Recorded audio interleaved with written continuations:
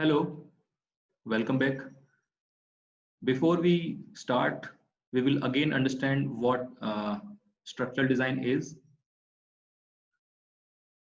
I've taken this definition from the book Steel Structure Design and Behavior by Selman and Johnson.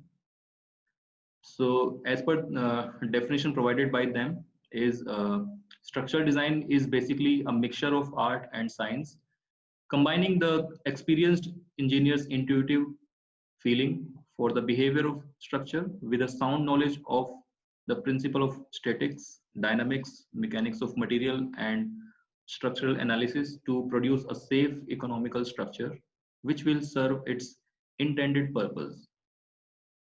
Now, one can say what is meant by art in structural design.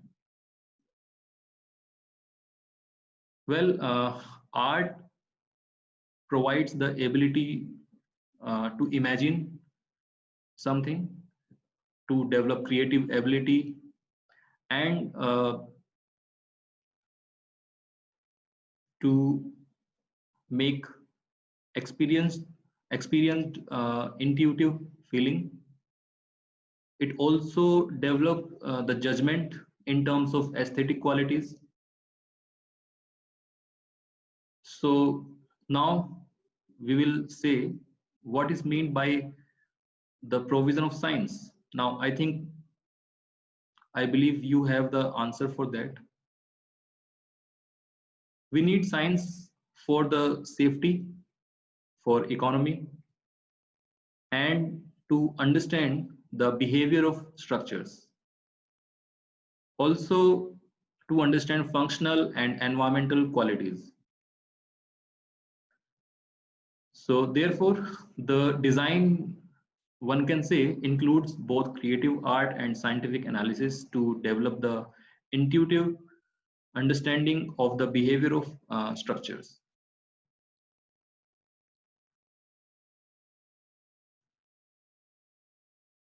So now coming to the topic that we are going to understand in this course, steel as a structural material. And this is our prime material that we are going to study about in this course. Steel is one of the most important building material in the modern era. Yes, there is no doubt about that.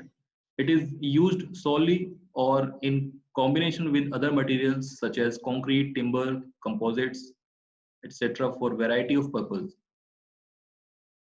Today, the iron and steel industry are the basic or key industry for any country that we already know.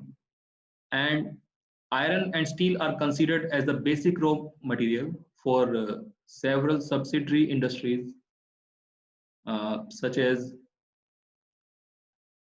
engineering, civil engineering, in the civil engineering structures, or in automobile sectors, or in locomotive sector. Locomotives are basically the railway engines which used to carry the railway compartments, and also machine tools, and to some extent shipbuilding also. So in the next part, we will get to know more about the advantages and disadvantages of the steel as a structural material. Thank you.